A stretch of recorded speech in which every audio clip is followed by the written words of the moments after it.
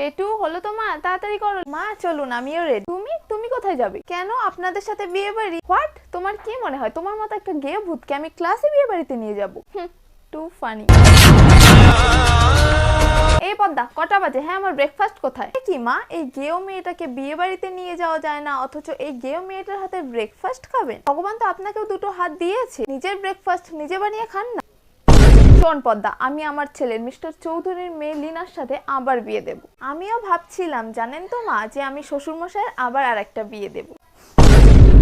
এই নে পদ্মা, তো 6 মাসের কন্ট্রাক্ট ম্যারেজ শেষ, এবার এই বাড়ির থেকে বেরিয়ে যা।